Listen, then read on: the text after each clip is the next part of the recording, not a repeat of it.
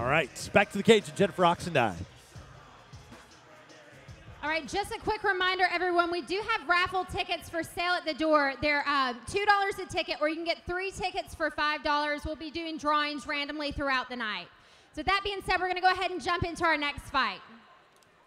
This next match is a kickboxing bout in the welterweight division, brought to you by Fox 43. First, please welcome to the cage, Skyler Carson.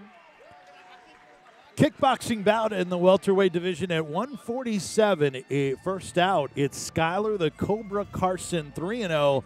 Has a knockout out of Hurricanes House of Pain. McCreary, Kentucky is the home of Skyler Carson, 6'2", the 21-year-old. Your thoughts on Skyler Carson, who we've seen before in the Valor Fight Series? He is 3-0 with 1 KO, and those KOs don't come easy with that headgear on. He is a tough individual.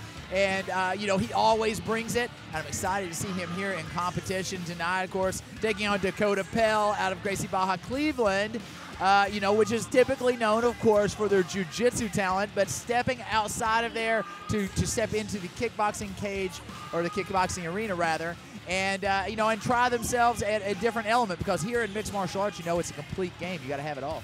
We've seen Carson fight for a couple of amateur titles, lost both of those opportunities, but at least it's some experience in big bouts. And then also is last time out lost to Nick Baker, which is nothing to be ashamed of. Nick Baker can really bring it. That was at Valor Fights 25 by decision, long, rangy fighter. How do you think he matches up in terms of style against Dakota Pell? Like I said, Skyler, he comes to fight. He doesn't care who he matches up against. You mentioned he fought Nick Baker before, and Baker known to throw for the fences. I mean, his nickname is Haymaker. And, these are the kind of fights that Carson needs. You've got the headgear on. It doesn't really affect your mixed martial arts record. Most of these guys are here. Obviously, the cage is set up. You're here ultimately to finish into the mixed martial arts scene. So these kickboxing bouts, step up. Fight whoever. If you take a loss, no big deal, because you come out of it better for it because you're of the experience. I'm sorry, Casey, and you really like that route. If your ultimate goal is to get into MMA, to take the kickboxing route first, you really like that. Yeah, the kickboxing route and also the submission grappling route. Go to tournaments, get good at these individual elements. All right, back to Jennifer Oxendine in the cage. And his opponent, please put your hands together for Dakota Pell. Dakota Pell out of Cleveland, Tennessee, the 24-year-old, very athletic, started training back at the young age of 10. He was watching Dragon Ball Z, would go around punching and kicking everything, trying to be like those guys, and currently is making it. He is in his second bout in kickboxing. Is Dakota Pell. Let's take a look at the tail of the tape. Casey, you see Carson with the undefeated kickboxing record at 3-0, Pell at 0-1. Carson 3 years younger than Pell. Height advantage for Skyler Carson. Your thoughts on these two? Both guys are, pretty tall to be 145 pounds. I fought at 145 pounds, and at the time, I'm around 5'10", 5'11". I was considered extremely tall in my day. Most of the guys walking around at, 5'5", 5'6" in my weight division.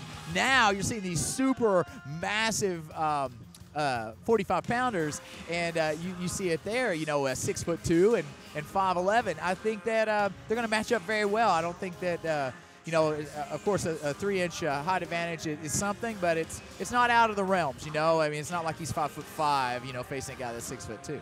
Carson weighed in 2 pounds heavier than Pell in this welterweight bout at 147. That's exactly where Pell was. Carson was 2 pounds over. At this weight in kickboxing, not much of a difference, or does that matter, the 2 pounds there? I don't think it's going to matter, especially at this level as well. Yeah. I don't think that one is going to overshadow the other tremendously. I think it's going to be a good competitive fight. And, like we mentioned before, Pell is a jiu-jitsu guy. He's got jiu-jitsu written all over his shirt, all over his clothing. This is a guy who's stepping out of his normal realm, and he's attempting something else because he wants to make progress. I respect that tremendously. And like we had talked about, you know, you go to the grappling tournaments, you go to the jiu-jitsu tournaments, you go to the kickboxing events, you have all of these fights, and to me, it develops a very well-rounded combat sports athlete that's ready to step into the cage to do battle in mixed martial arts. You know, Carson has an interesting reason for getting into MMA. You hear more and more of these types of stories, Casey, and that Carson was picked on a lot as a kid, got into the fight sports. That's something you talk to and work with fighters a lot. That's something you've experienced. Yeah, it's hard life growing up that way. But, you know, deep down in my heart, I always have a little fire, you know, when I feel certain types of attitudes and certain types of pressures, that kicks in, and it's there for me. And even though I've moved past a lot of that in my conscious world, I've always got that safety deep down, and it helps for me to drive hard in my competition. Tyler Melee Minton has talked about that as well. Back to the cage with Jennifer Oxendine for official introductions. This bout is scheduled for 3 2-minute rounds. First, out of the Hogs red corner, he weighed in at 149 pounds with a record of 3 wins and no defeats. Representing Hurricane House of Pain in McCreary, Kentucky. Give it up for Skyler, the Cobra Carson. And his opponent out of the OEB blue corner, he weighed in at 147 pounds with a record of 0 wins and 1 defeat. Representing Gracie Baja in Cleveland, Tennessee. Put your hands together for Dakota Pell. Your referee for this fight is Jimmy Neely. Jimmy Neely, our referee in the second bout, presented by Fox 43. Skyler, the Cobra Carson in the all-black trunks, blue leg pads, taking on Dakota Pell, who's in the black, red, and white trunks, black leg pads. And we are underway, no touch of gloves. And these guys are throwing, man. They're ready to fight. Pell, the first to throw a kick. And, of course, Dakota Pell, you notice right out of the gate, he is a southpaw. And so is Skyler Carson. Yeah, Carson 3 inches taller. You can definitely see that in the cage. Yeah, but again, you know, the reach doesn't seem out of line. Dakota Pell with plenty of reach there, so it looks like his wingspan is actually comparable. Kick caught by Pell. Exactly. Again, you know, I mentioned that I believe this would be a very competitive matchup, and so far, right out of the gate, it has been a lot of aggression from both fighters. Kick missed by Carson. Carson trying to throw that jab. I don't think he's connected yet. I stuck it there. You know, it's very interesting when you've got 2 guys fighting out southpaw position, because then it essentially turns it back into an orthodox style fight. Right. A lot of times southpaws aren't used to that. You know, they're used to fighting against orthodox fighters, so the southpaw trick actually works on other southpaws as well, you know. Interesting. Their ability to adjust. And that's not very common, right? Where it's southpaw versus southpaw? I mean, you know, in this day and age in mixed martial arts, you've got some competitors who fight both sides. There's not really a southpaw or orthodox, but you know, it's still, it's a completely different realm and one of the more advanced postures of learning how to strike. As a trainer, how do you know when you like a fighter to switch and go from orthodox to southpaw? Well, I don't know that we necessarily always would. You know, if you're naturally a southpaw, you may switch to an orthodox and vice versa. If you're good in the other range, but typically most fighters are good in one range and can be adequate in the other. You know, so it depends on the fighter. And Pell stuck a body kick to Carson. He's got a lot of room to connect there with that tall frame of Skyler Carson. Who'd you give that first round to? It was very fast and a lot of action. It's really hard for me to tell, to be honest with you. Maybe Carson. Carson got the jump on him a little bit, but then the first round is to me is up in the air. If I'm in the corner, I would say, you know, we got to push 2 and 3 because I don't really know. Pell looked pretty comfortable in there. Didn't look like the height advantage was much of a factor. You talked about how the reach looked the same. I agree with you, despite that height difference. Here we go. And you see there a few good shots there by Carson, you know, making the pressure. And again, I think that's, you know, it may be edging out just a little bit, but you know, but Pell definitely holding his own here. Yeah, that's one you put an asterisk next to it, depending on how the scores come out. This one could go either way.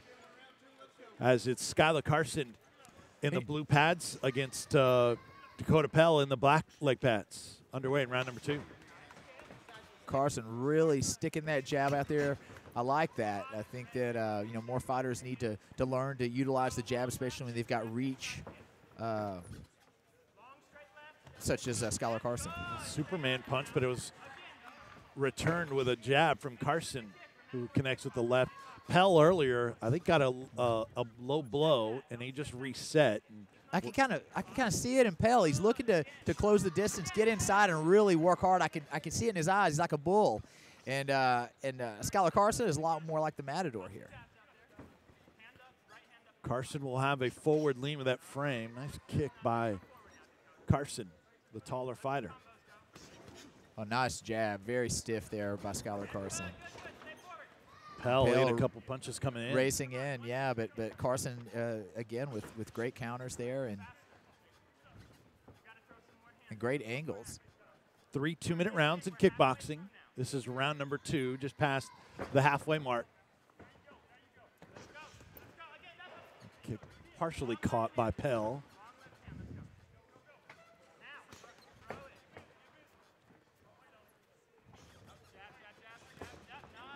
And that's exactly what Dakota Pell needs to do right there. Is, you know, he needs to see that jab, and he needs to get in and move in. Of course, he's got to watch out because that straight left is going to follow up that jab once Skyler feels it. Yeah, the corner of Pell asking for more productivity here and more volume. What are we? Okay. Just a reset on the slip. Now, one thing that I would suggest here, you know, on the part of Dakota Pell, and I say this because to me, I feel like he's the one that's trying to make up for lost edge here. He needs to get in close, and he needs to work that body. When you're in amateur kickboxing, you wear the headgear, you got plenty of padding, got the big gloves on, but one thing that's not really protected as much is the body, and it really, especially if you get into it early, it can change the course of the fight. You know, you see guys drop all the time. You don't even see that the body shot has occurred, and then all of a sudden you see guys quit, and you're like, why did this guy just quit? And then you go back and you look at the tape, and he just caught a really hard body shot. Those things really count. So let's take a look at the replay here, Casey.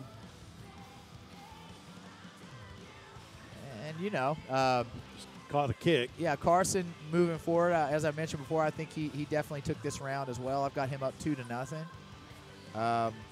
Dakota Pell just unable to get his range here. Both fighters standing up in their corners here between rounds. And we'll see. The corner was telling Pell at the end of that second round they want him to throw more punches. We'll see if he comes out with more activity. Jimmy Neely. If you're in the corner of Dakota Pell, you know, you're going to be saying, man, maybe you need to really wing those punches and get out there because you've got to stop this kid some way because, in my opinion, he's down 2-0. Catching the kicks of Carson. Pell's done that numerous times. If you notice, Carson keeps slipping out to the left off of the jab of Dakota Pell. Dakota may consider throwing that right hook. There we go. Front kick. We've seen a variation of kicks from Pell here tonight. Side kicks. Yeah. That front kick. Well, like I said, you know, Carson definitely slipping outside of the jab a whole lot, slipping to the left. You know, right head kick by Pell, and then again, as I mentioned before, the right hook could show some success here. But once again, you know, he's running out of time. He's got to get moving and find a way to end this fight if he wants to win. Timeout called here by Jimmy Neely, and maybe a little warning to Carson. Oh, stuck. A little hook on the way in. Again, you know, Carson continues to slip to the left and circle to the left. There you go. See, that's smart. Look for the right hook and then go to the left kick, as you know, when Carson stops. That's what you got to do. You got to stuff him and then you got to land your shot. But maybe a little too little, too late. That played out exactly like you laid it out there, the potential for it, but just not enough of it, not enough damage here with less than 30 seconds left to go in this third and final round. Still yet, I feel strongly you're going to get a 30-27 for Skyler Carson in this fight.